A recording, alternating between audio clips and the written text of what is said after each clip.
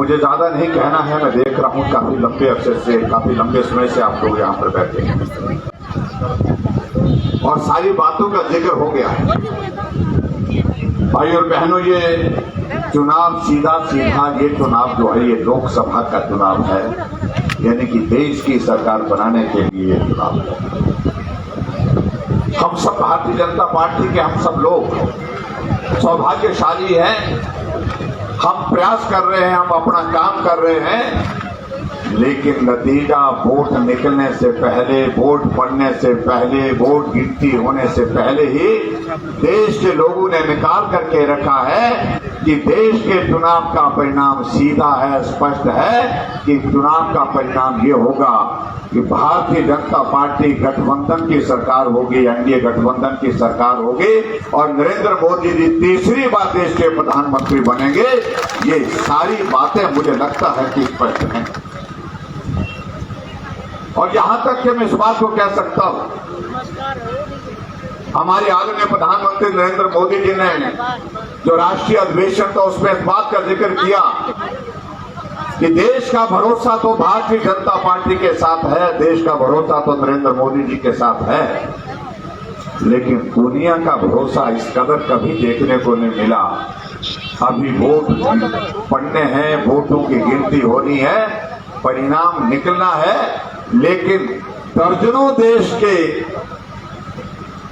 बड़े बड़े नेताओं ने हमारे देश के प्रधानमंत्री नरेंद्र मोदी जी का अपने देश के लिए तारीखें तय करके दी है। जुलाई के महीने में, अगस्त के महीने में, सितंबर के महीने में भारत के प्रधानमंत्री यहां आएंगे, इस देश में आएंगे। ये देश का भरोसा नहीं है, दुनिया का भरोसा हमारे नेतृत्व के ऊपर है, ये सबसे बड़ी बात है।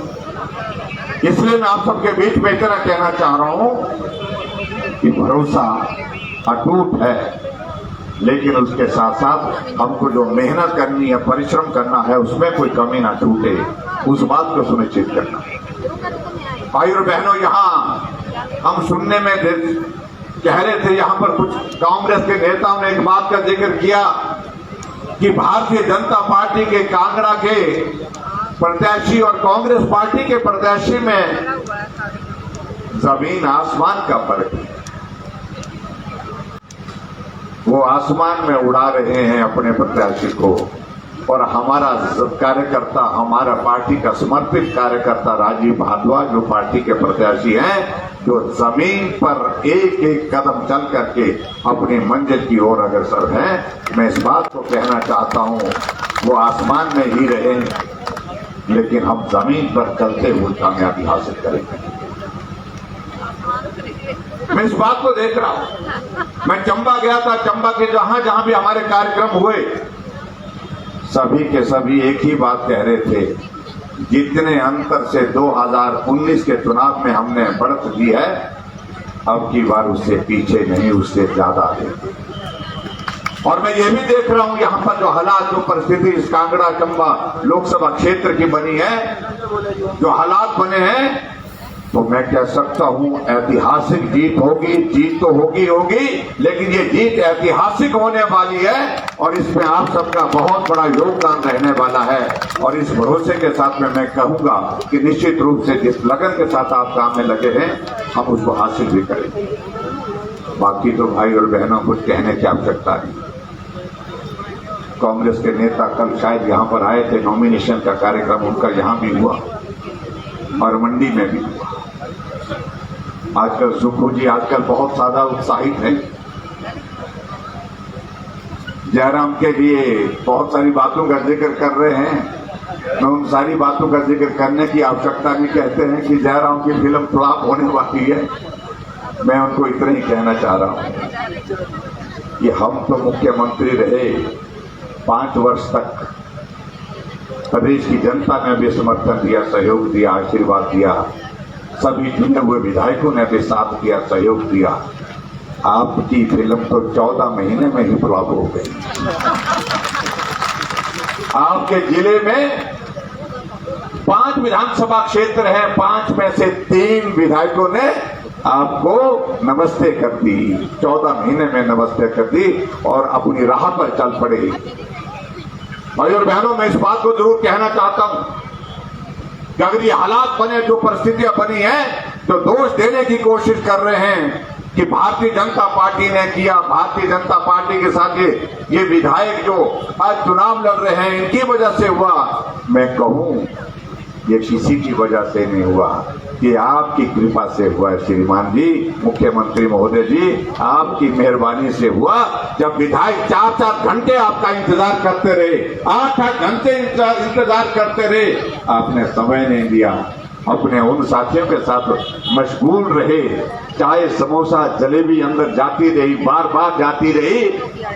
जो वार्ड का भी चुनाव नहीं लड़े हैं, ना जीत सकते हैं, लेकिन कैबिनेट के दर्जे के साथ सरकार में बैठ करके सलाहकार बने हुए हैं। अब उनके साथ बैठ करके अगर इस प्रकार से चुने हुए प्रतिनिधियों को अपमानित करेंगे तो एक सीमा तक सहन किया जा सकता था। और मैं बधाई देना चाहता हूं भाई सुधीर शर्मा जी को भी मैं बधाई देना चाहता हूं। इन्होंने कहा कि अति हो गई है, अब बर्दाश्त नहीं हो सकता, अब सम्मान और आत्मसम्मान का विषय है, हम इस लड़ाई को अब आगे लड़ने के लिए तैयार हैं। हमने कहा परिणाम इसका आप जानते हैं, सबने कहा हम परिणाम भुगतने के लिए तैयार है, लेकिन आत्मसम्मान का जब विषय आया तो कदम उठाया। जो कहते थे हम बहुत ज्यादा हैं, यहाँ हर्ष भाई जी बैठे हैं, जब राज्यसभा का नॉमिनेशन भरा कुछ मेरे पास आए कुछ नेता, कहने लगे कि क्यों बेइज्जती करा रही हो, हार होगी और ये जरूरी नहीं है कि हमारे 1-2 वोट कहीं अगर आपको गए तो आपके तो 4-5 आ रहे बोलते। हमने कहा भी होने दीजिए, जो भी होगा। आपको मालूम है आपके 25 है कुल और हम 43 है, हमें कहा मालूम है, तो चुनाव क्यों लड़ रहे? हमने कहा हमें मालूम है चुनाव हमको लड़ना है, लोकतांत्रिक परंपरा है, उसके अनुरूप हम लड़ रहे हैं, आप रोक नहीं सकते। नाम वापस करने के लिए कहने लगे, इनको भी कहा कि आप नाम वापस ले लो, सर्वसम्मति से हमको चुनने दीजिए।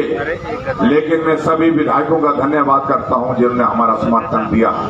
वो संख्या थोड़ी नहीं, 9 विधायक कांग्रेस पार्टी के खिलाफ वोट डाल करके उन्हें अपना एक रास्ता तय किया। प्रधानमंत्री नरेंद्र मोदी जी की 2014 में थी, उससे ज्यादा लोकप्रियता 2019 के चुनाव में, और जो लोकप्रियता 2019 के चुनाव में थी उससे ज्यादा लोकप्रियता 2024 के चुनाव में है। और इसलिए हमने नारा दिया है अब की बार 400 पार, अब की बार 400 पार होकर के रहेंगे। और जहां दिल्ली में सरकार भाजपा की होगी, एनडीए गठबंधन की होगी, भाई और बहनों सरकार हिमाचल प्रदेश में भी भारतीय जनता पार्टी की होगी।